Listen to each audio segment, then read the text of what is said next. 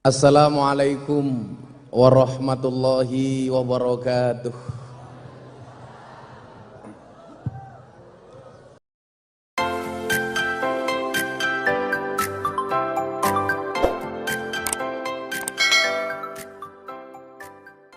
Assalamualaikum warahmatullahi wabarakatuh.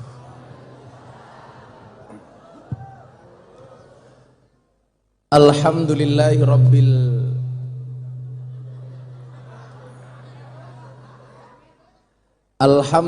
rabbil alamin wa kafa. Assalatu wassalamu ala sayyidina Muhammadinil Mustafa wa ala alihi washabbihi ahli sidqi wal wafa. Subhanaka la ilma lana illa ma 'allamtana innaka antal alimul hakim wa tub alaina innaka antat tawwabur rahim. Rabbi shrah li sadri wa yassir li amri wahlul 'uqdatam min lisani yafqahu qawli amma ba'du. Hadratal muhtaramin, para masyayikh, para kiai ingkang sampun kersa rawuh,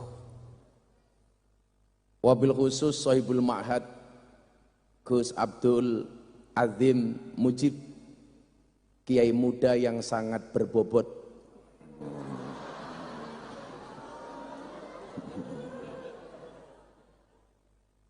Walaupun saya tidak pernah mengatakan gemuk, karena ada teori 100 kg di bumi itu sama dengan 30 kg di Mars. Itu artinya Gus Azim tidak gemuk, hanya salah planet.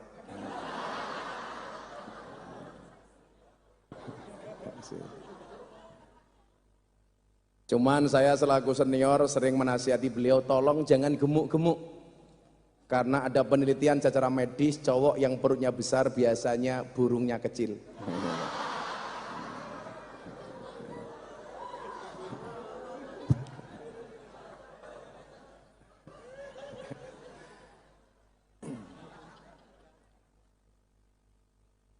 Hadir di belakang Kiai Fatullah, Gus Hadi, Gus Mizan, Romo Yai saking Gresik, dan semuanya ingkang ngestu kaula takzimi. Yang saya hormati dan terhormat Bapak Wakil Gubernur Gus Emil Dadakan,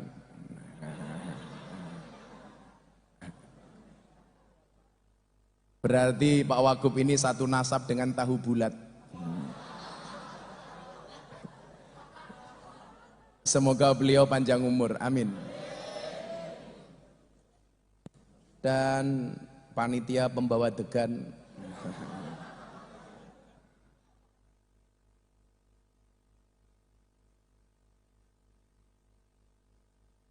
dan lain-lain. Itu apa, Mas? Jahe. Itulah bedanya jahe sama santri putri. Kalau jahe mengandung vitamin, santri putri mengandung anak kita.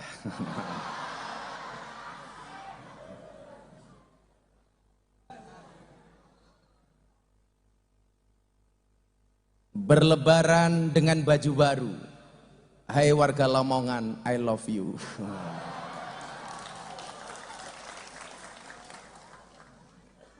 Bila teman membuatmu kecewa, bila pasangan membuatmu terluka, dan bila corona membuatmu menderita, yakinlah Gus Miftah hadir dengan membawa cinta.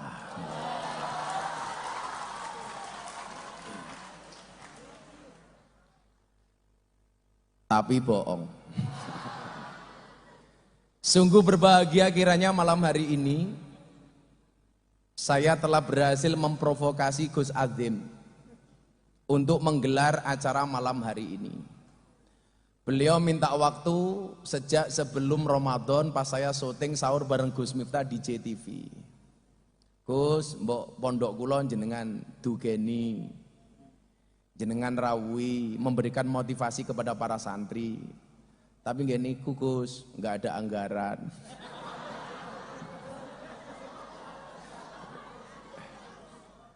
Saya langsung jawab, jenengan bentuk saya ngomong anggaran Gus ketok, wong rupamu kaya kotak infak karo.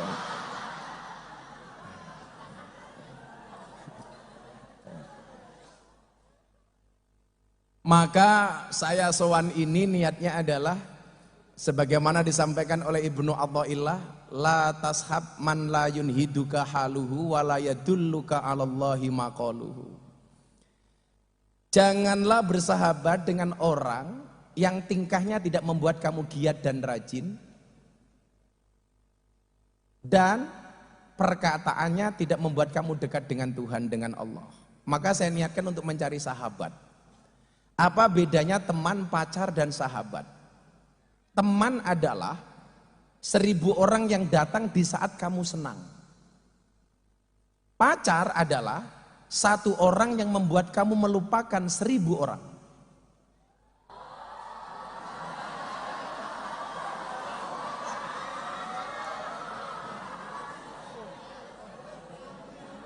Santri putri,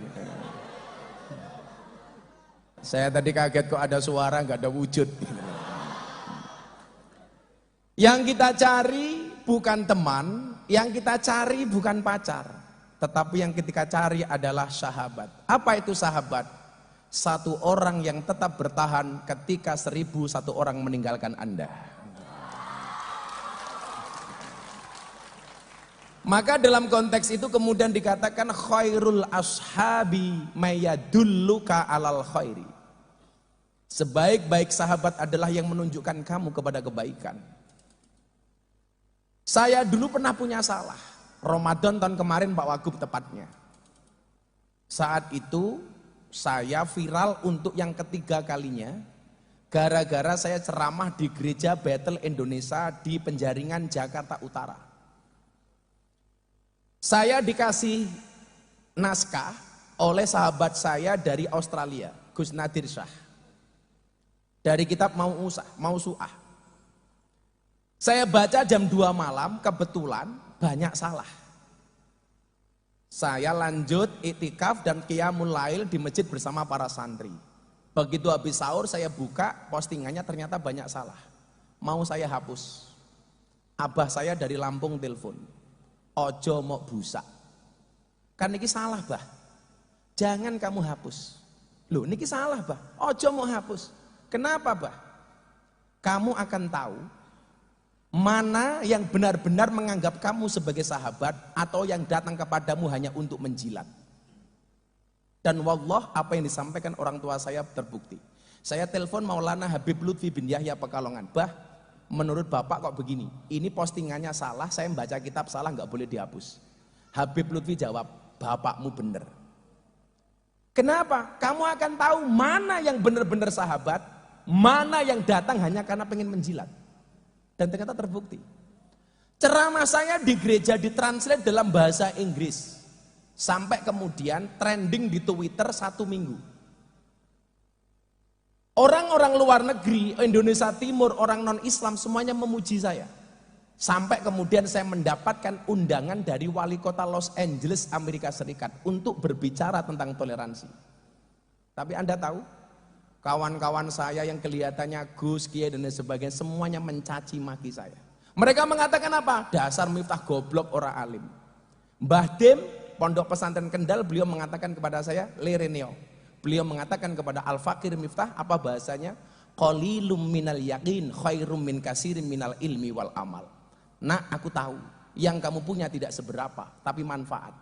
Maka sejak saat itu saya sampaikan, saya tidak alim tapi ada manfaatnya. Bagaimana Anda yang merasa alim? Apa manfaatmu? Modara gue, ayo gue. Saya nggak ngalim, tapi diundang oleh wali kota Los Angeles, Amerika Serikat. Saya nggak alim, tapi 3 bulan yang lalu Pak Wagub, saya mendapatkan 3 penghargaan dari Leprit, Lembaga Prestasi Indonesia dan Dunia. Saya ingin memberikan semangat kepada santri-santri yang ratek pinter. Santai, biasanya sing dadi kiai iki malah santri yang ratek pinter tak kandang gitu. Ya. Saya dulu satu kelas di pondok 40 orang, yang nggak pernah ngaji cuman saya. Teman-teman saya semuanya ngaji dari Ibtidaiyah sampai Ma'had Ali. Yang jadi kiai cuman saya sendiri yang tidak ngaji. Maka beruntunglah Anda yang goblok. Karena Kiai Hamim Jazili atau Gusmi mengatakan pinter kuwi penting tapi orang jamin. Gusmi yang bilang, pinter ngalim kuwi penting tapi orang jamin. Saya 3 bulan yang lalu Pak, mendapatkan 3 penghargaan dari Leprit. Yang pertama, penghargaan dari Lembaga Prestasi Indonesia dan Dunia atas prestasi saya apa? Menjual belangkon termahal di dunia. Saya sumbangkan untuk Muktamar NU di Lampung.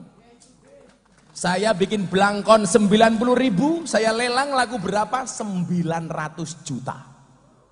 Saya sumbangkan untuk NU. Coba Anda bayangkan, belangkonnya saja 900 juta, apalagi sarungnya. Oh. Apalagi isinya. Wah.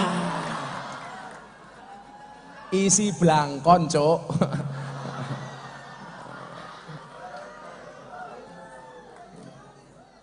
Belangkon. Saya jadi ingat sebuah makalah yang mengatakan begini. Kullai sayyin idza kasura rahusa illal adaba. Segala sesuatu kalau jumlahnya banyak pasti murah kecuali adab. Makanya kalau kamu pengen mahal gampang, jadilah yang sedikit. Kiai itu banyak Pak, tapi yang mampu ngurusi lokalisasi nggak banyak, hanya Miftah. Karena nggak ada yang mampu ngurusi lokalisasi dan klub malam, hanya saya sendiri, maka Miftah ini sedikit. Kalau sedikit berarti langka. Kalau langka antik, kalau antik mahal harganya. Saking mahalnya Darul Fikih nggak ada anggaran.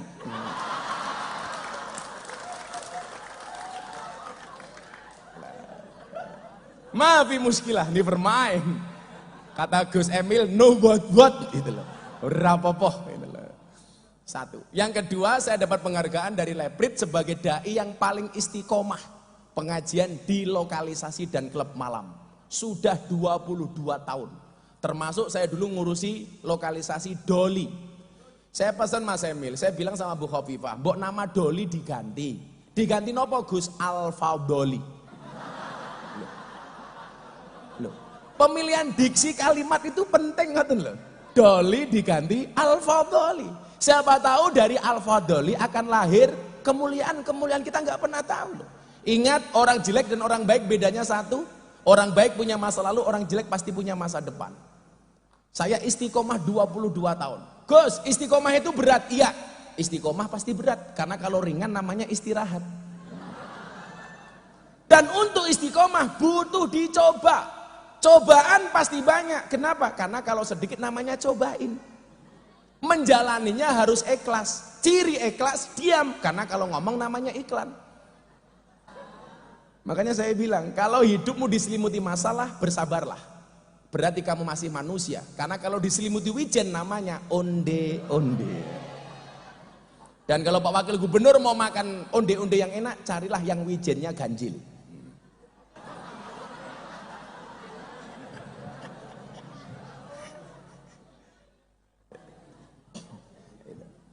Makanya kenapa dulu saya di Doli itu Pak Wagub, saya dikasih julukan Presiden Para Pendosa. Makanya sekarang kenapa banyak di jalan mobil, truk, bis ada tulisan Gus Miftah Presiden Para Pendosa. Karena begitu care-nya saya terhadap ahli maksiat. Saya sering mengatakan jangan pernah menghina pendosa seolah-olah kamu tidak pernah berbuat dosa. Pada akhirnya surga itu akan ditempati oleh ahli maksiat yang mau bertobat. Bukan orang yang sok suci namun pada akhirnya tersesat. 22 tahun.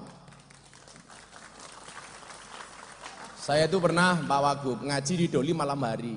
Anak-anak klub malam dengar saya siang sudah di Surabaya. Saya ditelepon, Gus, mau mampir ke klub malam kami. Klub malam itu puskesmas, pusat kesenangan mas-mas. Karena di situ banyak mbak-mbak namanya purel, perempuan rela diusel-usel.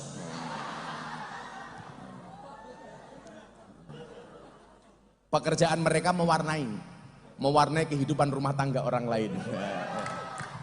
Saya ditelepon, Gus, mbok mampir sini, anak-anak LC Purel pengen ngaji sama Gus Miftah. Saya pikir mereka sudah siap dengan pengajian. Begitu saya datang mereka dugem. Sudah musik jedak-jeduk, di depannya banyak botol alkohol. Saya masuk, mbak-mbaknya sudah menggunakan pakaian dinas masing-masing. Begitu saya datang, musik dihentikan, mereka bilang, acara selanjutnya tausiah dari Gus Miftah.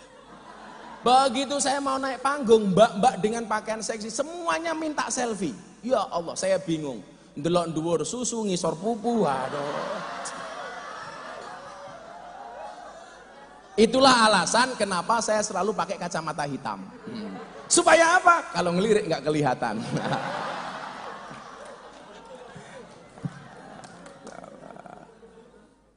Tapi apa? Saya selalu sayang dengan mereka ya. Ini kalau adik-adik santri Darul Fikih pengen menempuh jalur kayak saya, itu peluangnya besar, Mas. Ya. Kobil tuh kok kayak saya ijazahkan ya. Bagaimana tidak? Coba Anda lihat dalam Al-Quran bagaimana kemudian Allah menunjukkan rasa sayangnya kepada para pendosa. Allah mengatakan apa dalam Al-Quran? Qul ya ibadiyalladzina asrafu ala anfusihim la taqnatu mir rahmatillah. Innallaha yaghfirudz dzunuba jami'a innahu huwal ghafurur rahim. Coba kepada para pendosa Allah tidak mengatakan katakanlah wahai hambaku para pendosa, enggak. Wahai engkau ahli maksiat, enggak. Tetapi Allah menyapa dengan kalimat yang lembut, ya ibadi, hei hambaku. Kenapa? Karena Allah pengen menampakkan kedekatannya dengan para pendosa. Makanya kenapa saya tidak pernah membenci mereka sama sekali. Makanya terkait itu saya dapat penghargaan yang ketiga dari Leprit. Apa? Sebagai selebriti yang paling banyak wajahnya dilukis di bokong truk. Hampir 300 truk, lebih bahkan, bokong truknya digambar wajah Gus Miftah. Yang paling menyedihkan satu, mobil tangki sedot WC. Ada gambarnya Gus Miftah dan quote-nya nggak asik, silitmu adalah rezekiku. Jadi Mas Emil, saya itu ternyata banyak dilukis itu, Gus. Itu bukan karena wajah saya yang ganteng. Tetapi karena quote-quote-nya nemplek itu banyak. Maka saya sedang merintis membuat buku judulnya Gus Miftah Master of Quote. Karena saking banyaknya quote-quote saya. Saya nasihati para santri umpamanya. Hei para santri, orang yang niat belajar dimanapun akan mendapatkan pelajaran. Tapi orang yang tidak niat belajar, sedang belajar pun dia tidak akan pernah mendapatkan pelajaran. Quote. Saya memberikan motivasi kepada para jomblo yang belum menikah. Pakai quote. Allah mengatakan dalam Ar-Rum, wa min ayati an khalaqalakum min anfusikum azwajan. Ar-Rum 21. Saya sampaikan dalam bentuk quote. Allah menciptakan manusia berpasang-pasangan. Artinya apa? Kalau kamu tidak punya pasangan, jelas kamu bukan manusia. Makanya sejomblo-jomblonya kalian saya doakan segera berakhir. Amin. Di mana berakhirnya? Kalau tidak di pelaminan, minimal di pemakaman. Ada yang jomblo di sini? Oh, kamu jomblo nih? Santai, santai. Kalau kamu dikatakan dasar kamu jomblo, kamu jawab, sorry saya jomblo bukan karena saya nggak laku, tapi karena memang nggak ada yang mau. Satu hal untuk kamu, akan datang satu saat kamu akan dipertemukan dengan orang yang tepat yang kedatangannya untuk menetap bukan karena nafsu sesaat. Kalau untuk santri-santri putri yang ada di sana, tolong dengarkan.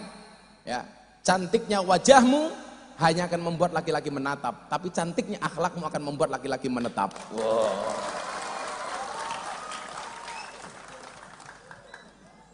Untuk para pendosa, saya kasih banyak quote. Bahkan janda itu loh, saya bisa jadi quote.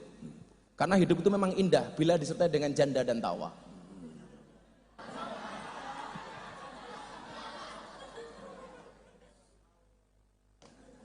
Kalau kamu menikah dengan janda, bersyukurlah. Karena minimal janda itu jujur, sudah tidak gadis lagi. Daripada kamu nikah dengan gadis, tapi rasa janda. Ih, menjijikkan. Dulu amalan-amalan NO seperti tahlilan, manakipan, istighosahan, dihina sama orang-orang Wahabi. Saya buat quote dan paling viral sampai hari ini. Ada truk gambarnya Gus Miftah, apa quote-nya? Cukup Rokib dan Atid yang menilai amalku, cangkemmu rausah melu. Kamu minta quote apa? Wis ana kabeh aku. Master of quote. Kamu senang dengan santri putri, katakan sama Allah, bila kamu rindu dengannya, jangan kamu sebut namanya, tapi sebutlah nama Tuhan yang menggenggam hatinya. Wow. Di pondok saya itu sebeh matamu sebeh. Di pondok saya itu santri kalau malam HP-nya kan tak sita mbak. Kadang-kadang chattingnya antara santri putra dan santri putri itu belum dihapus. Jadi lucu-lucu itu. Ada santri putra ngerayu santri putri, "Dek, mau nggak kamu saya halalkan?" Sing wedok jawab, "Sorry mas, saya bukan babi."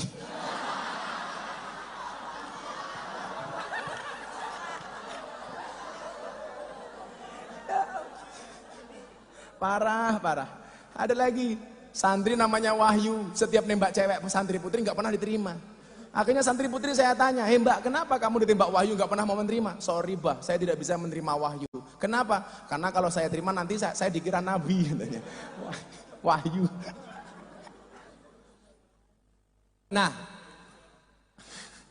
maka adik-adik begini ya, ayolah, jadilah santri yang dinamis. Kalau kemudian kita pernah baca satu kaidah, wal ismu minhu mu'rabun wa mabniun.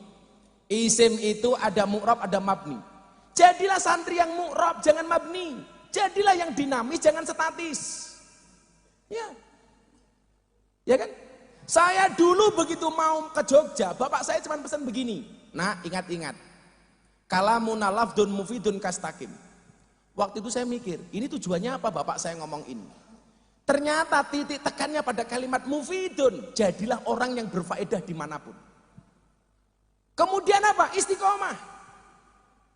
Bapak saya itu kalau nasihati dengan cara-cara sepele seperti itu. Begitu saya viral, bapak saya bilang apa sama saya? Lirraf'i wan nasbi wajarrin nasolah ka'aribina fa'inna nanilnal minah. Ini apa lagi bapak saya bilang?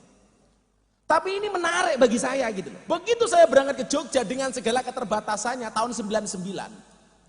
Beliau bilang, iling-iling ngomongannya bapak, kalamun lafdun mufidun kastakim. Padahal saya nggak pernah ngaji alfiyah. Teman saya semuanya ngaji, saya nggak ngaji sama sekali. Karena memang tugas saya waktu itu tidak untuk ngaji, tapi melayani kiai yang ngajar ngaji. Oke, saya berangkat.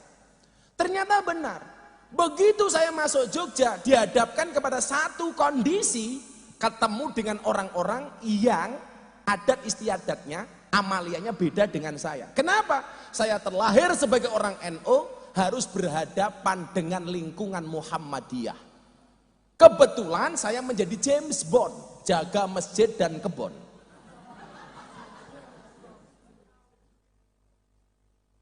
Saya ingat kata-kata bapak saya, "Mufidun, kamu harus berfaedah nak." Maka saya menyesuaikan diri dengan lingkungan saya Muhammadiyah. Alhamdulillah maafi muskilah, nggak ada masalah. Masalahnya hanya satu, gara-gara saya tinggal bersama orang Muhammadiyah, saya kurus. Berat badan saya hanya 40 kilo. Kenapa ikut Muhammadiyah kurus? Wah, soalnya Muhammadiyah belas ratau ono selametan. Ora ono mangan-mangan belas itu. Sekere-kere aku. Begitu saya menikah dengan orang NU tahun 2004, saya kembali ke lingkungan NU, saya langsung gemuk. Kenapa saya nikah dengan orang NU gemuk? Iya, karena susunya cocok.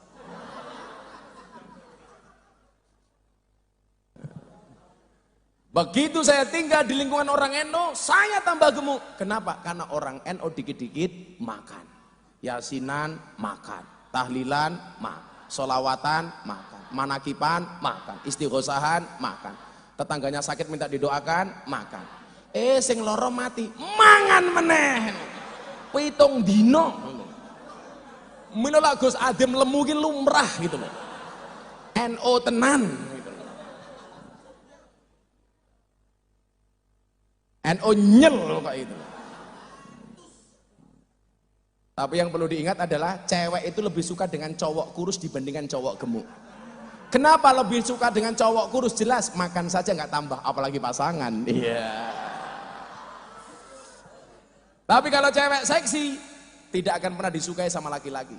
Laki-laki lebih suka dengan cewek yang gemuk dibandingkan cewek yang seksi. Kenapa? Jawabannya sederhana. Karena cewek seksi hanya fokus kepada penampilan, tidak pernah fokus kepada perasaan. Ya. Santai saja dok. Cantik itu dari 3 hal. Dari sananya, dari dananya, dan dari letak kameranya. Makanya orang-orang yang gemuk kalau foto biasanya posenya miring. Set. Kenapa? Biar perutnya tidak kelihatan. Lah jenengan duwe bojo lemu Kang. Wah, bersyukurlah.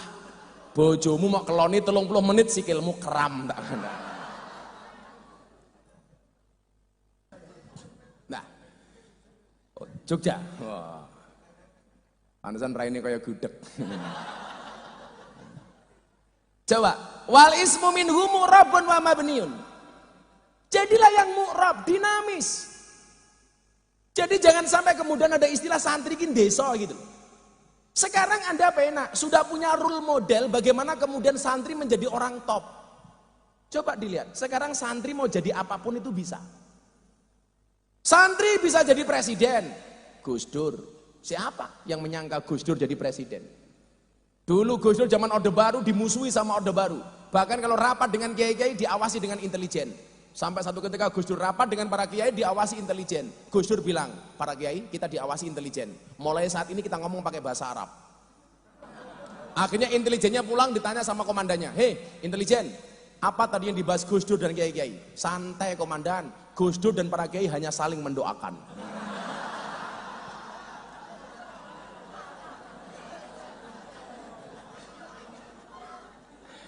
Makanya Kiai, kalau saya besok menikah lagi, saya pengen menikah dengan cewek Arab. Jadi enak. Kalau istrinya marah, serasa mendengarkan tartil Quran gitu loh. Kek sadaqallahul adzim. Boh. Kalau saya ditanya wani apa enggak? Nunggu takdir. Kalau memang ada takdir, bagaimana saya bisa menolak takdir? Kalau tidak ada takdir, insya Allah saya menciptakan takdir saya sendiri itu. Tapi enggak lah. Saya dengan Mas Emil ini sama. Kita laki-laki setia. Karena saya punya prinsip lelaki yang hebat bukan lelaki yang mencintai banyak wanita, tetapi mencintai satu wanita dengan banyak cara. Oh. Kenapa saya ngomong demikian? Karena direkam kamera. Bahaya Pak, wong wedok kerungu ngerti ini. Jenengan harus paham ya. Cewek itu kalau disakiti nggak pernah lupa, tapi kalau menyakiti nggak pernah ingat. Itulah perempuan. Betul? Dan cewek itu ahli sejarah.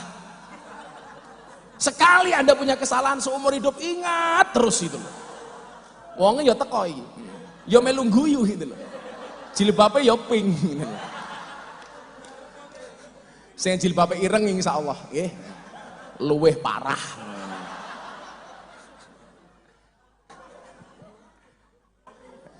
Bu Wakil Bupati. Sugeng dalu Bu. Ya dah. Perempuan tuh kalau disakiti nggak pernah lupa, kalau menyakiti nggak pernah salah. Apa mana Ibu Wakil Bupati, walah. Lebih parah mana ini. Shallu ala Nabi Muhammad. Jadi kita harus dinamis. Santri bisa menjadi apapun, bisa jadi presiden, contohnya Gus Dur. Santri bisa menjadi wakil presiden, Kiai Ma'ruf. Santri bisa menjadi gubernur, Bu Khofifah. Menjadi wakil gubernur, Gus Emil. Mau apa coba? Santri bisa menjadi menteri, banyak. Santri bisa menjadi kiai kaya, Kiai Asep, Sugih. Santri bisa menjadi kiai viral. Siapa? Terima kasih, terima kasih. Loh, dadi kiai dhewe kuwi beda-beda. Kan Nabi mengatakan al ulama'u warasatul anbiya, bukan al ulama'u warasati. Ulama itu pewarisnya para nabi. Al ulama alladzina hum warasatul anbiya, bukan warasati. Karena Kanjeng Nabi tahu kiai-kiai itu mempunyai spesifikasi masing-masing. Mempunyai kelebihan dan maziyah masing-masing, betul nggak? Iya kan? Jadi jangan kemudian semuanya harus alim, enggak. Pak Wagub, nah ngersake tindak monggo lho Pak Wagub. Nggih. Kalau ngerti kula marifat kok. Niki monggo. Sakti ini. Nggih. Saya pamit dulu. Monggo, ampun supe ninggali Gus Atim nggih.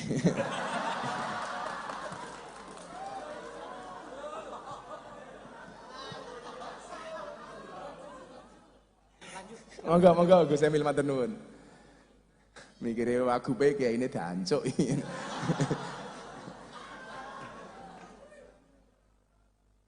Shallu ala Nabi Muhammad. Kok ngomong-ngomong saya nggak dikasih kopi ya?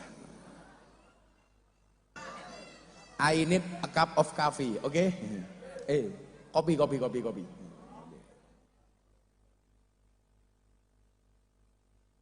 Itu malah ning kene kaya iklan iki.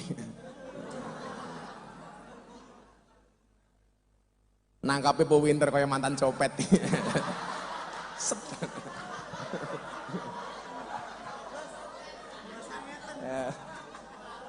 Nangkape Po Winter ya kaya mantan copet. Hanya santai saja, kita ngomong sampai sahur insya Allah ya. Melalui YouTube masing-masing. Pokoknya cintaku padamu seperti bis sumber kencono. Semakin malam semakin ugal-ugalan. Kopi! Oh, kopi.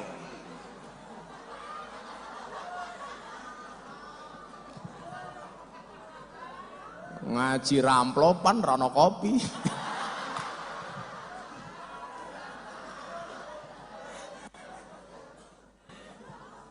Insyaallah. Shallu ala Nabi Muhammad. Ayo, adik-adik selawatan dulu aja ya. Ngomong Ramadan ya. Ayo, kerja. Insyaallah sesuk Gus Miftah, Gus Adim, Gus Mizan, Gus-gus ning ngarep iki mlebu surga sing awal bocah-bocah hadroh. Amin. Tapi ya kuwi Gus-gus kelon karo bidadari awakmu hadrowan tok. Keteplak.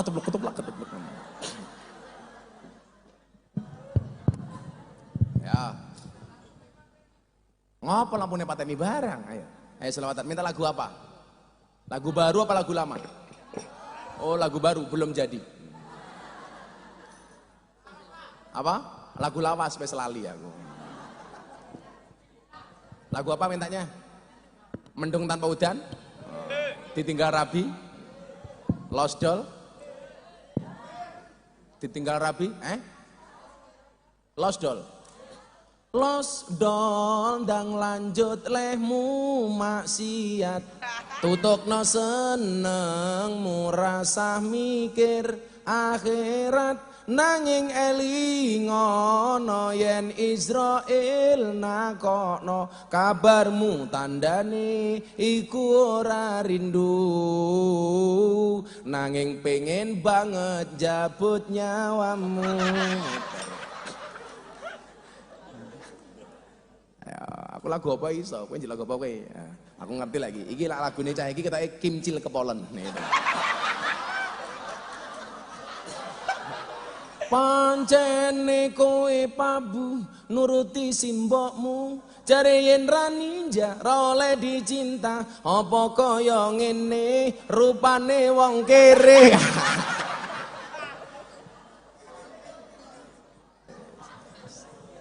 Santai le. Kalau teorinya anaknya Nabi Adam yang laki-lakinya jelek istrinya cantik, sing lanang ganteng sing wedok elek, kan rupamu elek toh. Insya Allah sesuk bojomu remuk. Sallu ala Nabi Muhammad. Ya lagune santri. Atiku rasane loro. Sik. Wandre iki lho. Waget aku. Ya rasa semangat. Anggaramu nggak jelas. Keteplak. Katanya mantan kuli saiki. Rada ada ini sangka mikile di band pitch control. Nah.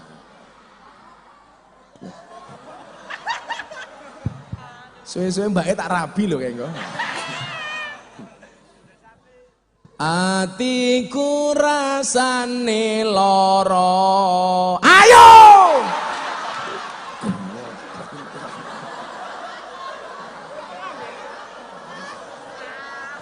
Mau kebanteran iki telat.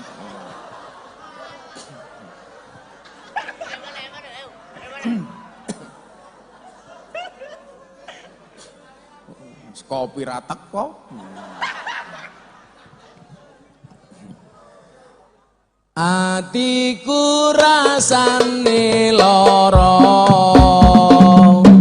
nyawang kanca adoh karo agama.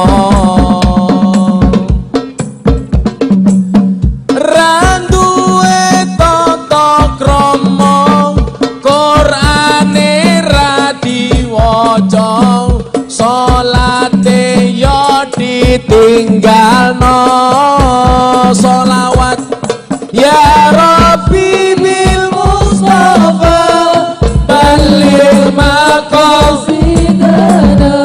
waghfir lana ma madha ya wasi'al karami huwal habibul ladzi turja syafa'atuhu li kulli haulin minan ahwali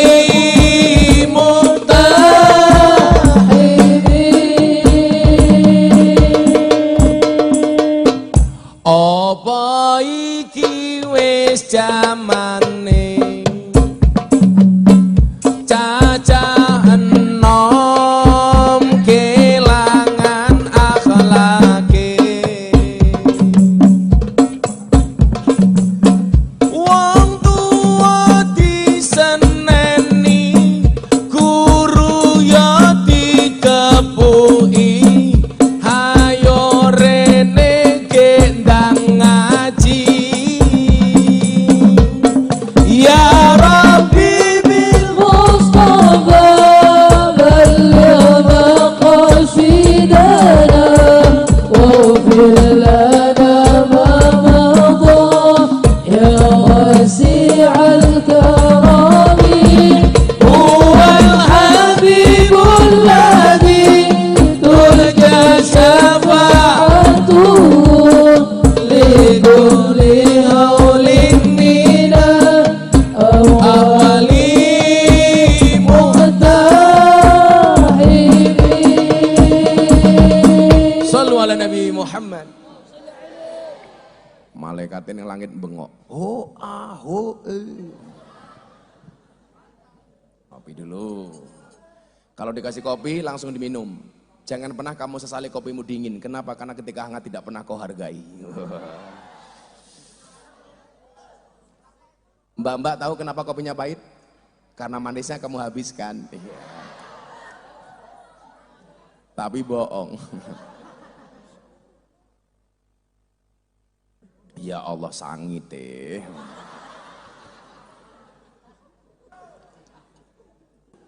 Gus Hadim, kita itu kayak kopi saja lah, pahit sih tapi banyak yang mencintai.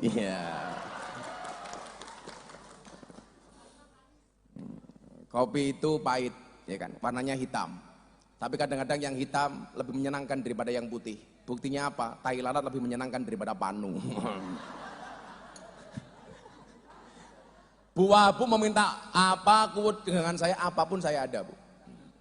Cuman pesan saya satu, berbukalah dengan yang jelek. Kenapa? Karena berbuka dengan yang manis, kasihan kamu, nggak ada yang ngajak berbuka puasa.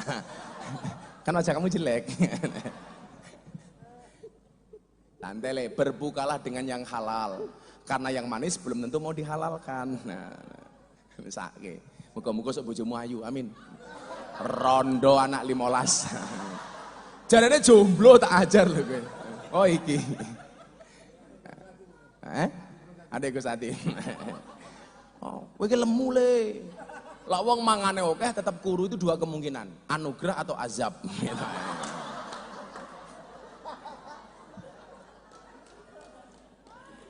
Ya Allah. Shallu ala Nabi Muhammad. Tadi ulangi itu. Ya, saya bilang begini ya, saya sepakat dengan konsepnya Gus Bah, bahwa kiai itu harus pede dengan spesialisasinya. Contohnya dokter. Dokter itu dianggap orang pinter, orang alim di bidangnya. Dan dia pede loh. Tulisi dokter umum, dokter spesialis THT, dokter spesialis dalam, dokter spesialis jantung.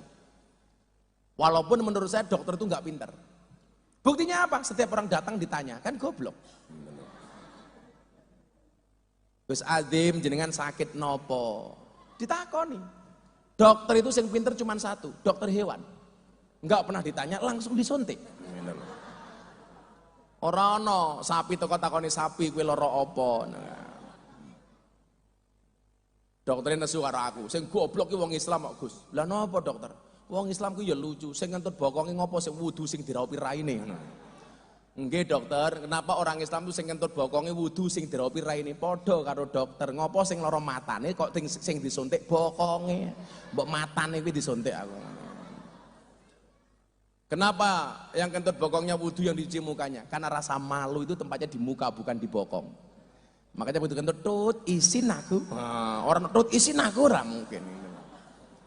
Nah, persoalannya adalah dokter itu pede untuk menampakkan keahliannya. Kenapa kemudian kiai-kiai tidak pede? Sehingga kemudian apa? Membuat umat ini bingung. Pada dawe Al-Quran, fas'alu ahla dzikri in kuntum la ta'lamun. Bertanyalah kepada ahli dzikir ketika kamu tidak mengetahui sebuah persoalan. Kalau saya mau ke Darul Fikih nggak tahu alamat Darul Fikih, yang saya tanya siapa? Yang saya tanya orang yang tahu alamat ke Darul Fikih. Kalau cuma tanya GPS, halah sering diuter-uter kita kandani. Maka namanya GPS, gunakan penduduk sekitar. Ya kan? Kenapa kemudian jadi kiai nggak pede? Umpamanya di sini ada alumni Rembang kayak Gus Mizan. Gus Mizan ini umpamanya ahli fikih. Tulis di depan pondok Gus Mizan ahli fikih. Kan keren gitu loh. Umpamanya Gus Adin ahli ilmu alat, keren. Miftah ahli maksiat, keren gitu loh. Kenapa? Karena falikul syai'in maziyah. Semua orang punya kelebihan masing-masing. Enggak mungkin saya sama seperti dengan Gus Adin. Enggak mungkin lah. Body saya six pack, beliau enggak kok. Enggak mungkin sama.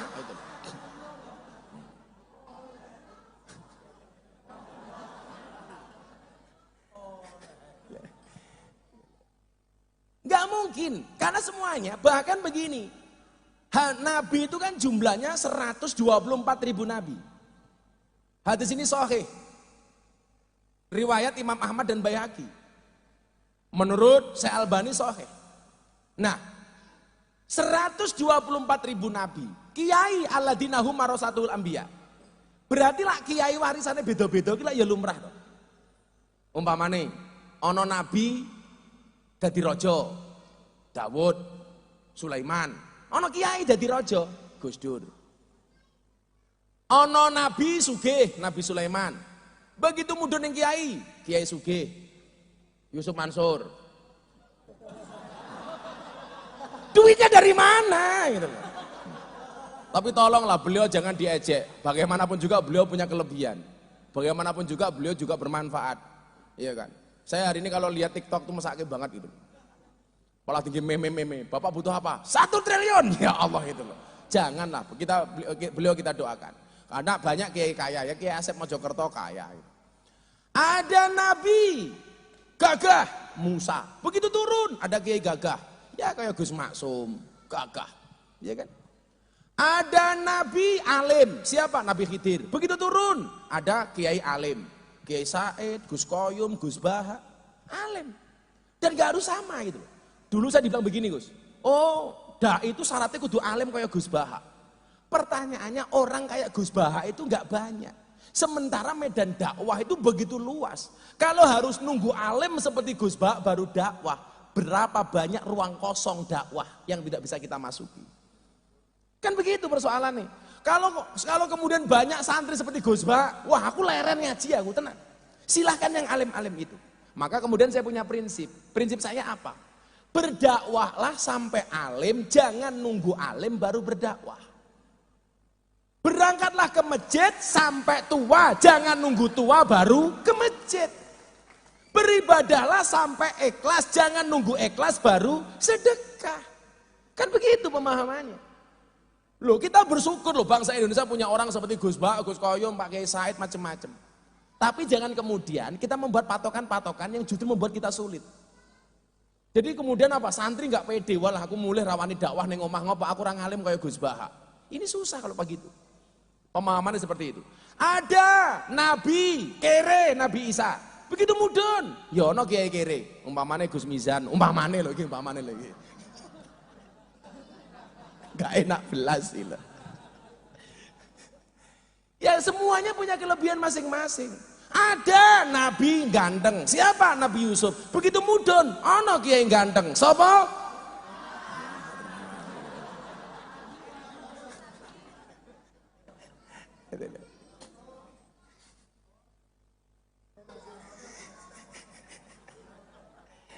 Jadi falikuli maziyah. Maka disitulah kemudian, ayo bahwa kemudian kita dituntut santri untuk menjadi alim berprosesnya iya.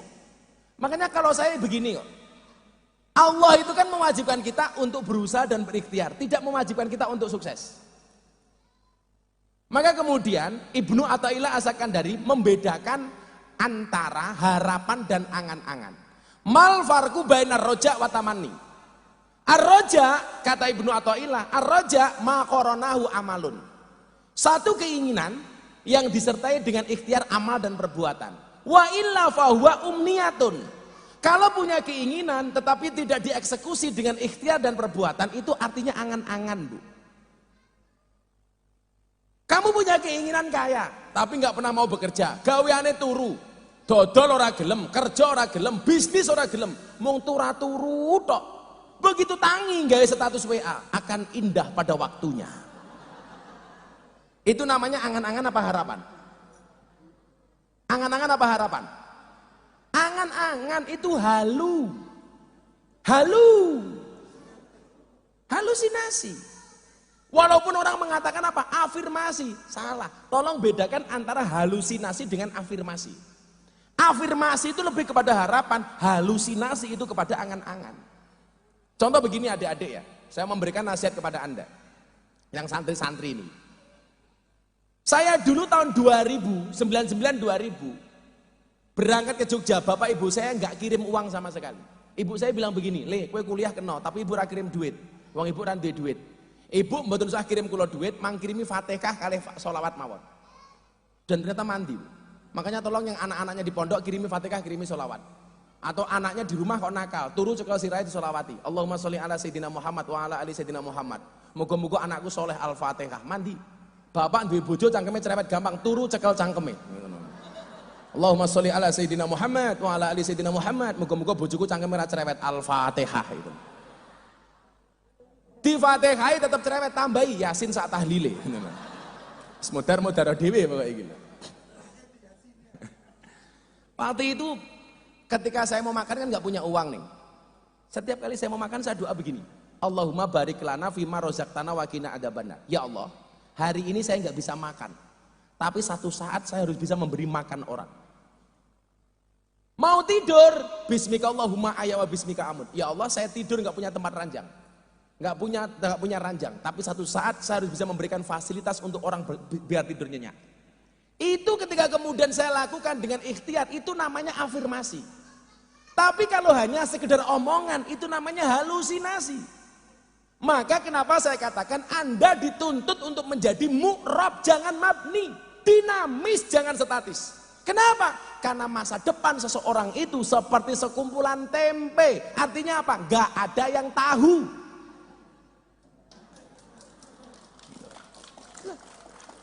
Masa depan seseorang itu seperti sekumpulan tempe, gak ada yang tahu.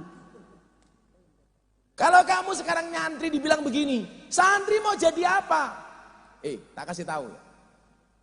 Kalau ada orang lain mengatakan mimpimu terlalu besar, katakan kepada mereka, bukan mimpiku yang terlalu besar, tapi pikiran kalian yang terlalu kecil. Santri ele, saya gagah. Saya pernah diskusi sama Gus Adim dan juga Gus Kausar. Waktu itu Gus Kausar bilang begini sama saya, Gus, nyuwun sewu nggih kula matur kalian jenengan, kata Gus Kausar. Kenapa Gus?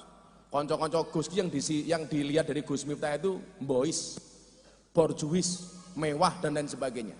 Terus Gus Kausar jawabnya gimana? Gus Kausar bilang sama saya. Gus Kausar jawab begini, "Lho, ojo mau padake Gus Miftah ki kaya awak-awakmu." Lah kenapa Gus? Lah Miftah ki ngajine di kalangan middle high, di kalangan konco-konco artis pejabat. Maka kemudian penampilannya menyesuaikan dengan siapa yang menjadi audiennya. Lah kaya awak-awakmu nganggo barang branded, ketemunya tukang tandur, tukang macul, ya beda gitu loh. Loh, wah Bu Bagu malah cengengesan, bener Bu, bener gitu loh. Sekarang soalnya begini, saya mohon maaf ya, mau saya sampaikan. Kiai-kiai NU itu hanya fokus dan berebut di kolam yang sama. Sing durusi podo gitu. Neng desa-desa itu bagus, tapi ada lagi peluang yang sebenarnya cukup segmented. Lah selama ini kita berebut, kalau ngaji, saya datang ke satu daerah di Batam. Alhamdulillah saat ini ngerawuke Gus Miftah, kalau wengi Kiai Anwar Zaid, Di semua tempat seperti itu. Sementara di kalangan menengah ke atas, kalangan artis, pejabat, gak ada yang masuk. Makanya begitu saya dapat tawaran dari TV, saya tolak waktu itu. Habib Lutfi dawuh, le tomponen. Kalau semuanya dakwah di kalangan grassroots, yang dakwah di kalangan menengah atas siapa? Maka akhirnya saya ngambil acara waktu itu di Trans 7, kemudian di iNews. Besok ini setelah lebaran saya punya acara di Antv. Judul acaranya Jalan Dakwah Gus Miftah. Sehingga kemudian apa? Kelompok-kelompok Wahabi yang selama ini menguasai menengah ke atas, mulai kebakaran jenggot. Wong memang duwene mong jenggot. Makanya kalau kemarin saya dibully tentang wayang niku Gus, niku lumrah. Karena mereka cari cara bagaimana menjatuhkan saya. Coba dilihat sebelum peristiwa wayang itu. Rame soal pemakaman Dorce. Dorce minta dimakamkan secara perempuan. Teman-teman wartawan yang dicari siapa? Saya. Bagaimana pendapat Gus Miftah? Waktu itu rame viral karena saya menolak pemakaman Dorce dalam keadaan perempuan. Kenapa? Karena an-nasu yamutuna ala ma'asu. Manusia itu dimandikan sebagaimana dia dihidupkan. Dorce lahir laki-laki, mati harus laki-laki. Namanya Dedi Yuliardi Asyadi. Memangnya beda Gus? Yo beda toh. Niat sholat jenazah wae beda. Wong lanang isim isaroe hada, wong wedok hadihi. Jumlah lapisan kain kafan lanang karo wong wedok beda. Hukum warisane beda. Bahkan cara ndongake lho beda. Wong lanang Allahumma firlahu domirehu, wong wedok Allahumma firlaha. La lanang hu wedok ha, banci hu ha.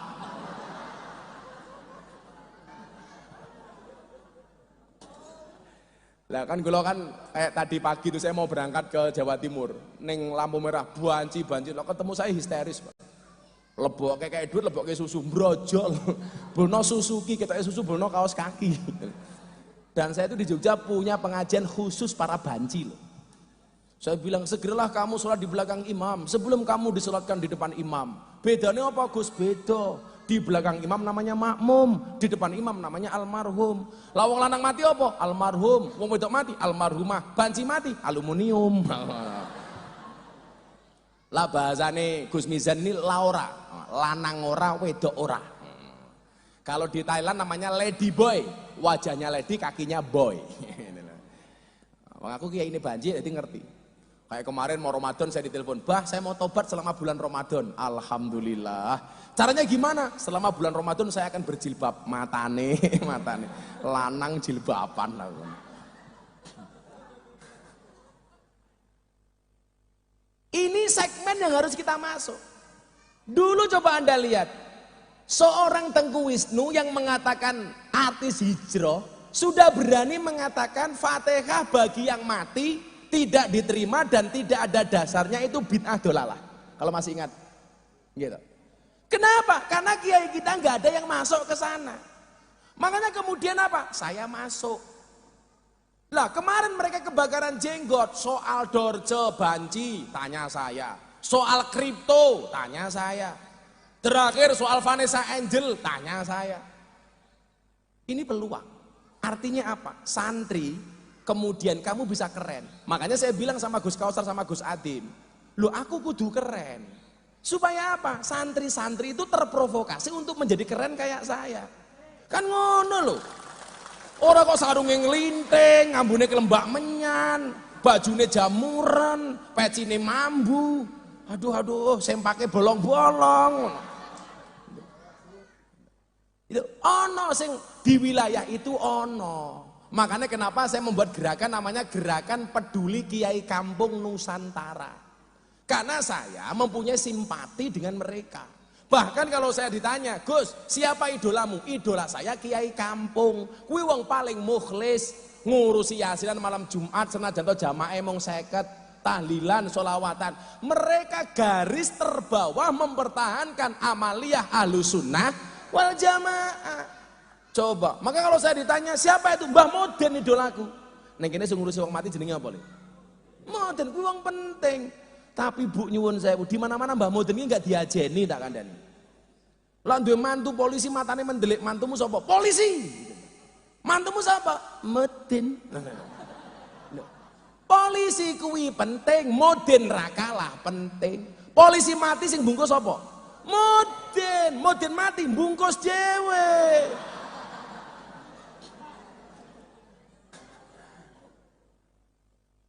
Kamu jangan semenang-menang sama Mudin itu loh. Ada Mudin di sini.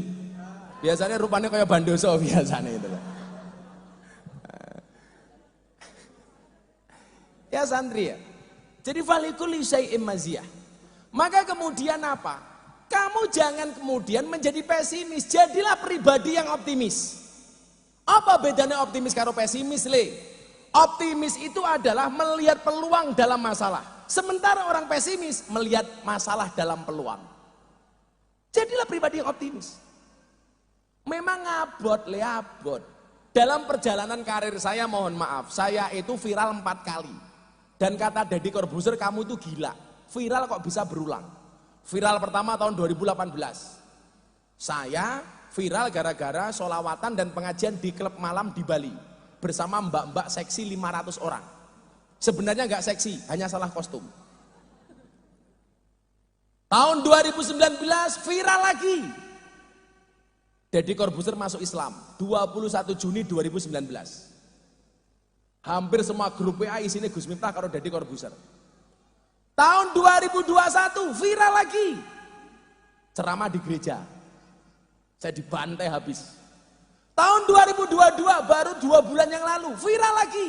Wayang. Saya posting di Instagram yang komentar 27.000.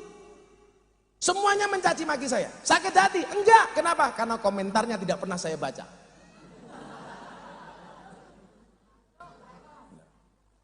Kok masuk Pak Eko? Masuk Gus Miftah goblok gitu loh. Iki Miftah bro, Miftah ora Pak Eko.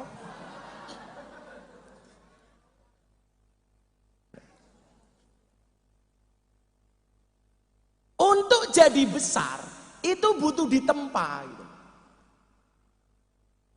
Tapi saya meyakini idza sadaqal azmu wa duhas sabil.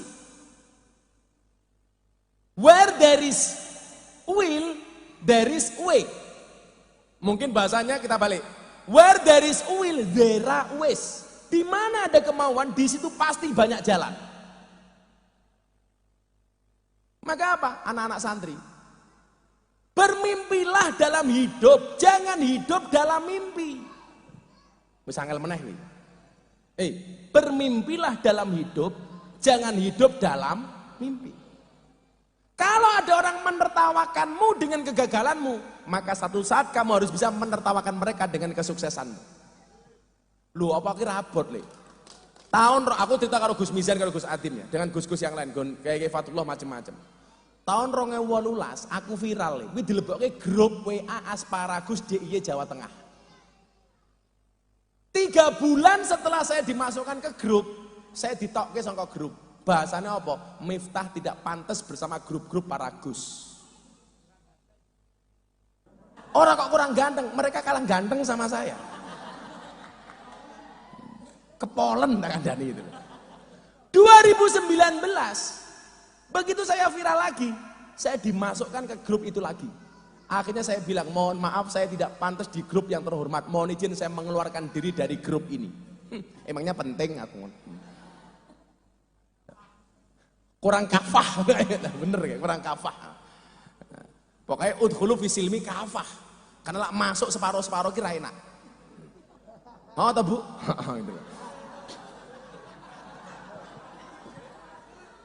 Utek murung nyanda. Koyo anakku takon, Abah, kenapa surga itu terletak di bawah kaki ibu? Bocah 5 tahun aja. Takon kenapa surga itu terletak di bawah kaki ibu? Enggak tak jawab. Ya anakku ngamuk, Kiai viral raison jawab. Akhirnya saya jawab, iya nak, surga itu terletak di bawah kaki ibu. Karena kalau di antara 2 kaki ibu, surganya bapak. Akhirnya kena.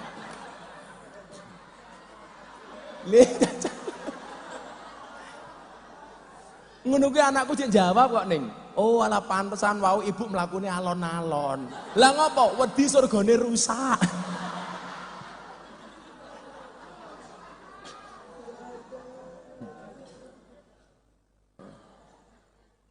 Coba. Tapi saya tuh bersyukur begini ya Bapak Ibu, adik-adik ya. Ndelalah dari dulu hati saya itu ta'aluk dengan ulama-ulama besar. Dulu saya punya guru di Blitar, namanya Syekh Yusuf Yasin. Kiai Yasin, lah sing sepo-sepo mesti ngerti lah nih. Niku macan panggungnya Jawa Timur. Jenenge Mbah Yasin Blitar. Allah yarham. Niku wong luar biasa nih. Kula umur 5 tahun, kali abah kula niku diajak sowan Mbah Yasin. Sekitar tahun 1986 atau 87. Kula sowan. Turun dari panggung, sirah kula niku dilus-lus kali Mbah Yasin. Mila niki nyuwun sewu nggih, lak ketemu kiai kon ngelus sirah anakmu. Sing wingi repot kula teng teng Riau. Mudhun panggung ana wong meteng 20 jejer. Niki napa? Pengen wetenge dilus Gus Miftah. Aduh. Danco aku. Mumet ndas kok.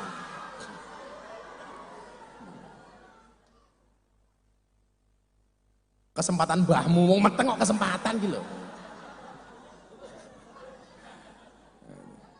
Saya dulu dilus begini sama kiai-kiai, sama Mbah Yasin Blitar ini. Begitu ngelus kepala saya, Mbah Yasin bilang sama bapak saya, bapak kula niku teng Ploso mbiyen niku sering dikunjungi kali Gus Maksum. Makanya kula mbiyen zaman ra duwe duit mesti sowane Gus Maksum. Jadi bapak saya itu di Gotaan, di Ploso niku sering dikunjungi kali Gus Maksum. Lah Gus Maksum niku senengane ceritane bapak kula niku senengane nyolongi beras santri-santri sugih. Didom ning Gotaane santri kere. Lah dilebokke sarung Gus. Begitu dimasukkan sarung, berasnya kecer-kecer. Bapak saya matur sama Gus Maksum, Gus, niku lho berasnya kecer-kecer. Ora apa-apa Mur, sing krungu keduman apa meneh sing kelewatan. Ceritanya ngeten. Zaman kula dilus-lus niki nyuwun sewu. Mbah Yasin niki ngendikan ngeten, Pak Mur, manggil bapak saya. Bapak saya namanya Muhammad Muradi. Pak Mur, anak musuh iki cangkeme dadi. Gitu. Saya masih ingat betul. Anak musuh iki cangkeme dadi. Kiai-kiai sepuh sok do seneng karo bocah iki. Tapi lak sing nanggung-nanggung ora. Kula mbaten kok nanggung-nanggung ki apa? Dan qadarullah coba. Kula niku ndelalah kalih kiai-kiai sepuh niku. Kula cedak. Maulana Habib Lutfi bin Yahya, Mbah Dim Kendal, almarhum Yaidin Ploso, Yaidah. Kula niku mbiyen kali Mbah Mun niku mboten tek cedak. Tapi 2-3 hari sebelum beliau meninggal dunia di Mekah, pas malam bodoh kurang 3 dino, kemudian beliau berangkat haji. Kula tahu cerita kali Gus Mizan nih. Kula di video call sama asisten beliau. Begitu saya angkat, di layar HP saya itu Mbah Mun. Saya langsung nangis, rasa ngomong. Mbah Mun waktu itu dawuh napa sama saya. Ini saya posting di Instagram waktu itu. Jadi lebaran terakhir Mbah Mun di Indonesia 3 hari sebelum lebaran beliau video call saya. Beliau mengatakan begini, Le, nggonmu ngaji ning night club kuwi terusno, ora apa-apa. Ora akeh sing iso kaya awakmu. Saya ingat betul. Nomor 2. Sekarang kamu ngaji isinya tentang wawasan kebangsaan saja. Namun itu lebaran ke-7 Mbah Mun ngutus santri ke pondok saya. Saya dikasih serban, sandal, sama parfumnya Mbah Mun. Begitu mendengar beliau mau berangkat haji, saya langsung ngurus visa untuk berangkat haji. Delalah nggak keluar. Delalah nggak keluar. Kula waktu itu mikir begini, kenapa kok saya dikasih? Padahal saya nggak begitu deket-deket banget dengan beliau. Ati kula cedak mergo kula muhibin. Sopo sing mboten pengen cedak kali Mbah Mun? Kok sing diwenehi kula? Dan ternyata benar ini jadi fitnah. Dipikir kula njaluk, dipikir kula ngemis, dipikir melo kula balik teng Gus Yasin. Gus, kula anten warisan saking simbah kok dadi fitnah. Kula balik teng jenengan. Gus Yasin jawab, "Ojo Gus, kuwi hake jenengan. Aku nyekseni barang kuwi diwenehke awakmu." Mbah Dim Kendal, masyhur nih. Suatu ketika Gus Alam putrane WA kula, Gus Miftah, jenengan saged tindak teng Kendal mboten? Kula telepon wonten dawuh napa Gus? Gus Alam nangis. Kok jenengan malah nangis niku pripun? Sakit mboten tindak mriki. Abah niku sakit, Abah Dim yatim maksudnya. Sudah 2 minggu nggak keluar dari kamar. Mboten kersa dahar, nggak mau diinfus, nggak mau ke rumah sakit. Lah hubungannya kali kula napa? Abah niku ben dinten nonton YouTube jenengan. Sapa ngerti dawuhe ibu, jenengan tindak mriki dadi tombone Abah. Tanpa berpikir panjang, semua acara saya cancel, saya berangkat.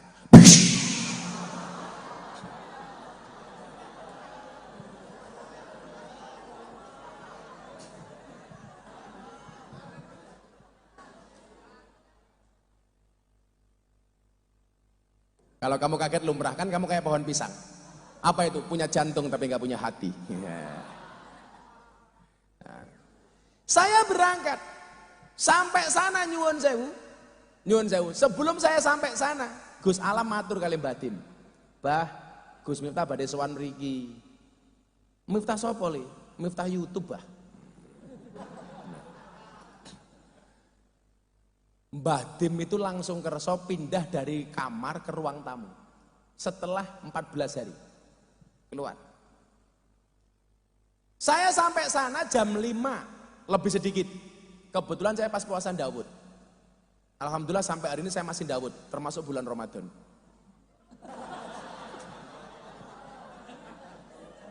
Ya orang Ramadan kok Daud gitu.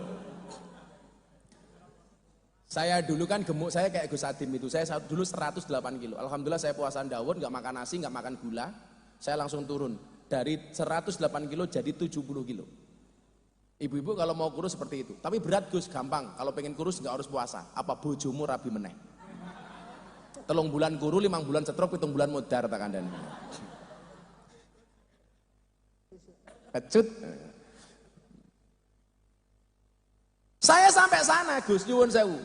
Saya sungkem Mbah Dim itu nangis. Badannya panasnya 40 derajat lebih. Pundak beliau dipegangin sama 2 putranya, kakinya dipegangin, semuanya dipijeti. Kula nangis. Ya Allah, keluarga udah kumpul semua itu. Kok Mbah Dim kok sampai seperti ini sakitnya. Allahu Akbar, adzan maghrib. Bunyai Dim dawuh. Guse mbok buka riyin. Oh nggih. Kula matur kali Mbah Dim. Abah, kula purun buka. Menawi abah kersa dahar. Jadi bocah-bocah iki tolong ajar basa Jawa lho. Jangan sampai kamu membosokke awakmu dhewe. Contoh begini, kula badhe mirsani, kuwi wis salah. Kula ningali jenengan mirsani. Kula budal jenengan tindak. Dadi lek jenengan sowan Gus Adim, kula badhe tindak teng ngene Gus Adim. Kuwi berarti awakmu mbahasake awakmu dhewe. Tindak itu untuk orang lain, lawake dhewe bidal. Kula maem jenengan dahar. Kula turu jenengan micek. Sare gitu loh. Kadang-kadang bocah Jawa iki mbahasake awake dhewe, kula badhe tindak ngene Gus Adim. Kuwi lak cara tata basa kramane kowe wis salah. Kula badhe sowan Gus Adim. Kula mriki sowan, ora kok Miftah kula badhe ngrawuhi acarane Gus Adim. Jenengan rawuh kula sowan. Ngoten. Lah bocah-bocah Jawa saiki ora ngerti basa Jawa ya Gus iki. Padahal bahasa Jawa iki bahasa paling sugih sak donya. Miloke bahasa Jawane ora ana bahasa Arabe apa bahasa Indonesiane. Bahasa Arabe mangan ki mung siji akal ya guru. Bahasa Jawane mbok 10 ya ana. Dahar, nedi, mangan. Urung-urung badok ya alon-alon. Cangkemmu kasar. Dahar, nedi, mangan, maem, nguntal, badok, gaglak, nyekek, nutul, nyosor. Sinten menika Gus-gus teng panggung nembe napa dahar enak. Sapa kae santri nembe napa maem. Sapa kae tukang son nembe apa badok. Ngono beda-beda. Beda-beda. Lho, mila banyak bahasa Jawa ora ana bahasa Indonesia. Contoh nguyuh anyang-anyangan. Apa bahasa Indonesiane? Ora ana. Mosok kencing macrit-macrit ora ana. Kencing tawar-menawar. Srek enak meneh. Ayo, mususi beras. Napa bahasa Indonesia nih Bu? Ora ono. Mencuci, berarti ono bedane sempak karo beras. Ayo. Lah iya telah wong Jawa beras kuwi dipususi, piring kuwi diisa-isai, klambi kuwi dikumbahi, beda. Contohnya yang paling gampang, awakmu lungguh ning kono tanpa kloso, jenenge little body, silite gatel kelebon wedi. Ayo. Apa bahasa Indonesia nih? Ora ono, Pak. Ora ono.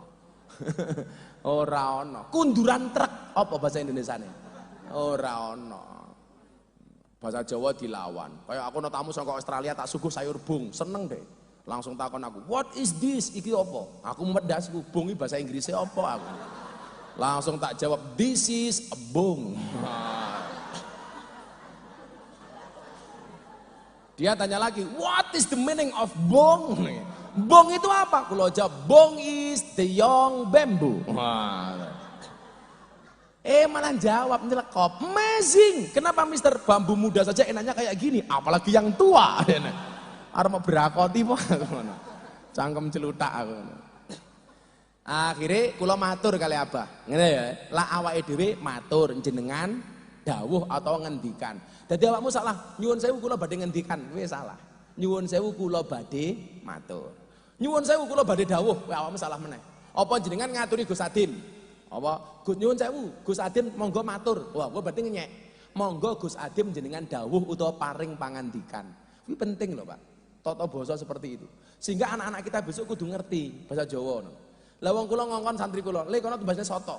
Mulai gawake soto, kan goblok iki lho. Soto ki mbako, malah tukoke soto. Lah Gus Adim monggo jenengan paring dawuh utawa paring pangandikan. Kula tak matur. Kula matur kali Abah Dim. Bah, kula purun buka tapi syaratnya setunggal. Abah Dim kedah dahar. Apa coba respon beliau? Aku tak ngombe degan kaya Gus Miftah. Setelah 2 minggu. Akhirnya beliau ngunjuk degan. Saya makan sampai rampung, sampai selesai, Mbah Dim dawuh lagi. Aku pengen ngombe kae. Beliau ngersake es buah. Saya sholat maghrib kembali kepada beliau jam 7 malam. Badannya langsung turun adem. Setengah jam kemudian beliau mulai cerita. Nyeritake zaman ngaji kalih Syekh Fadholis Noti. Ngaji kitab Ihya. Mbah Fadl. Untuk merangkai satu kalimat ke kalimat berikutnya Gus, itu diulangi menunggu sampai sekian detik, sekian menit bahkan. Beliau ngendikan ngeten. Suwe nih kok merangkai setelah 2 minggu beliau nggak berbicara. Zaman aku ngaji ngene Mbah Fadl Senori. Niku dibaleni ping 10 ping 15 untuk merangkai kembali. Dan subhanallah sampai hari ini beliau sehat walafiat. Dongake batin sehat. Lah, sakderenge Yai Den Ploso sedo, niku telepon kula. Le kowe rene yo. Kula sowan mriko. Wonten dawuh Mbah Yai. Aku penasaran piye ceritane kok kowe iso nambani Mbah Dim. Jadi Mbah Dim niku ya Allah. Kula ki kadang-kadang isin. Gus Alam niku cerita. Abah Dim niku mbendinen mirsani YouTube jenengan Gus. Kula ganti Gus Bahak napa kula ganti sing liya niku protes. Aja mok ganti, lak ngono kuwi aku wis iso.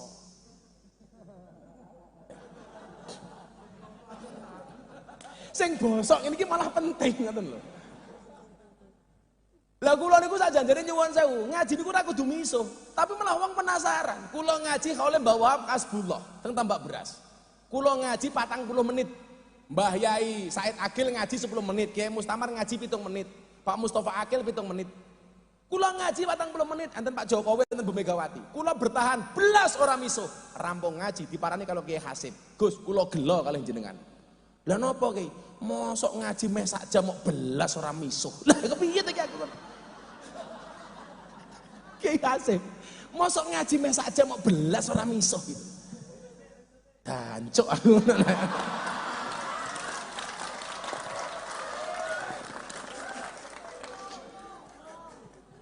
Los diol, los rarewel. Nah, makanya apa adik-adik santri ya? Saya tahu kok problem kamu di kelas itu apa. Salah satunya kamu tidak alim. Tapi jangan sampai kamu berkecil hati. Kan jelas kun aliman au muta'aliman au mustami'an au muhibban walatakun khomisan. Itu saja undang-undangnya. Berusahalah untuk alim. Kalau nggak bisa alim, belajarlah untuk menjadi alim muta'aliman. Minimal mustami'an, ngrungokke tenanan. Ora iso muhibban, menjadi orang yang cinta. Walatakun khomisan, ojo dadi sing nomor 5. Wis ora alim, ora muta'alim, ora mustami, ora muhib, tapi ngakune ngalim. Dongso dipangan uler, sak janjane bodoh ngakune pinter. Akhirnya apa yang terjadi? Becak tanpa pir, waton jeplak tanpa mikir. Ban becak tanpa pelek, waton jeplak ra nganggo utek. Tony Boster waton muni dobose banter. Gajah diblangkoni, ora sedeng. Kegedean ndase gitu loh. Mosok gajah diblangkoni kaya awakmu ya ora le. Apa bedane awakmu karo gajah? Bedane siji le. Gajah kan ndase ana belalene. Awakmu belalene ana ndase, beda le. Mula biasanya kiai-kiai itu sarungnya sarung gajah duduk. Kuwi sarung yang paling jujur. Dibuka sarungnya muncul belalainya.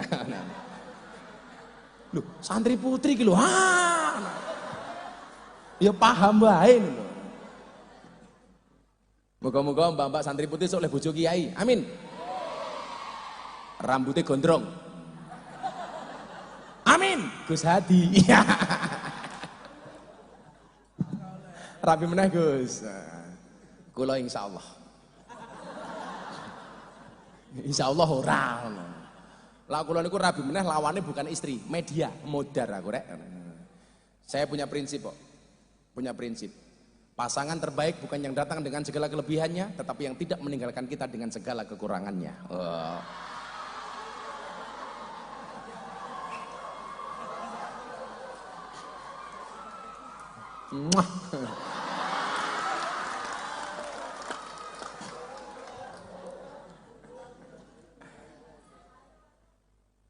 Maka apa? Ayo jadi santri.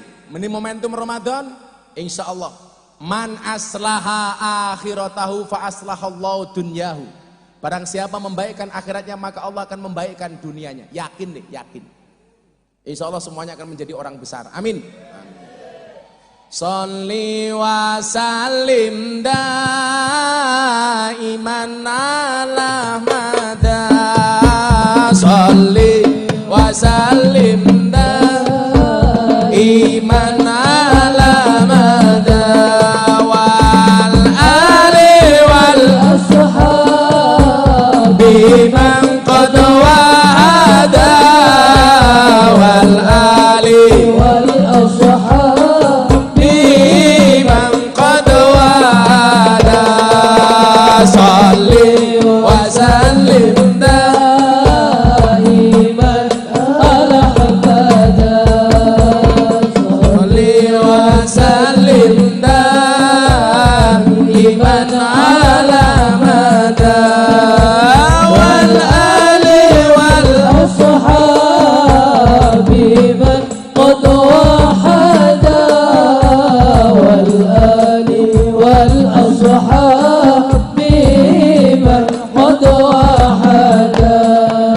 saben malam Jumat ahli kubur mulih nang omah kanggo njaluk donga wacan Quran najan sak kalimah. Lamun ora dikirimi banjur bali mbrebes milih bali nang kuburan mangku tangan tetangisan. Salli wa sallim daiman ala habada. Salli wa sallim daiman ala habada. Wal ali wal ashabi man qad wahada. Wal ali wal ashabi man qad wahada. Kebaco temenan ger ana turunku, kowe ora wirang padha mangan tinggalanku.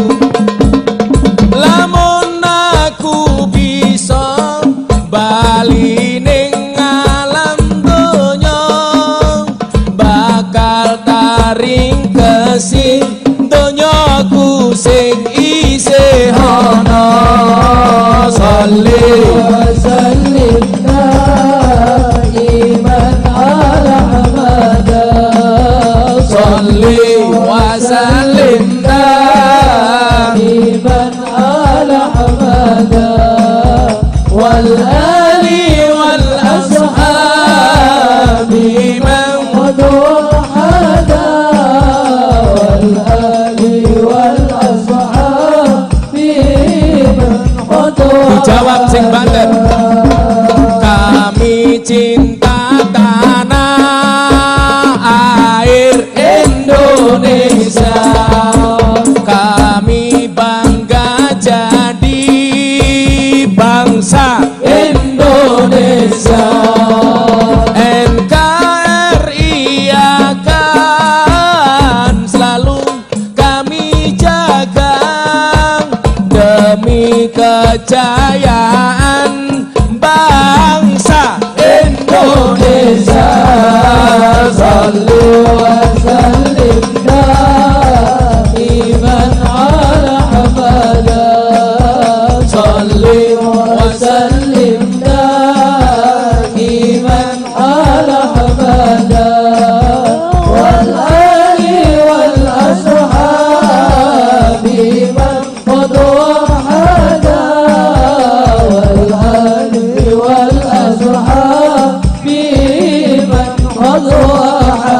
Sallu ala Nabi Muhammad. Akhirnya lirraf'i wan nasbi wa jarrin nasolah. Jadilah seperti domir na yang tetap konsisten. Mau ketemu rofa dia tetap menjadi na. Mau ketemu nasob tetap menjadi na. Mau ketemu jer tetap menjadi na. Artinya apa? Ketika marfu kamu berada di atas. Tetaplah konsisten bahwa kamu adalah seorang santri. Ketika kamu mansub, datar-datar saja. Ya, tetaplah konsisten kamu menjadi santri. Dan ketika kamu majrur, jer, dalam kondisi terendah sekalipun, tetaplah seperti na. Dia tetap konsisten dalam semua keadaan. Jangan sampai kemudian kalian keluar dari Darul Fikih mengatakan, ketemu Gus Adim, kayak mantan kiaiku. Itu bekas pondokku. Tetap Darul Fikih begitu kamu keluar, tetaplah kamu merupakan alumni, merupakan santri. Maka jangan pernah ketemu pacar kamu bilang mantan, ini adalah alumni. Supaya apa? Bisa reunian. Kamu tahu kenapa move on itu berat? Ya, move on itu berat. Karena dari SD sampai perguruan tinggi, yang dipelajari hanya mengingat dan menghafal, bukan melupakan. Iya. Move on itu pilihan. Gagal move on itu cobaan, pura-pura move on pencitraan. Ya. Sampun jam 2:30, sampun pancinipun sahur. Mudah-mudahan bermanfaat obrolan yang tidak manfaat ini. Sangat bermanfaat nggih, muga-muga bisa memberikan motivasi kepada semua para santri. Insyaallah. Ingat, jangan pernah mengulangi kesalahan yang sama. Kenapa? Karena masih banyak kesalahan lain yang harus kita coba ya. Ada sekalian, terakhir saya sampaikan, kenapa orang berpuasa itu haus, lapar, dahaga, tapi dia bisa bersabar? Jawabannya sederhana. Kenapa orang berpuasa itu haus, lapar, dahaga, dia bisa bersabar? Karena orang puasa yakin adzan maghrib pasti datang. Artinya apa? Kenapa kita mondok harus bersabar? Karena yakin besok wancine dadi kiai pasti akan datang. Amin. Yakin. Masuk pokoknya. Kenapa kaca mobil bagian depan jauh lebih besar daripada kaca spion? Jawabannya adalah karena masa depan kita jauh lebih besar daripada masa lalunya. Terima kasih. Assalamualaikum warahmatullahi wabarakatuh.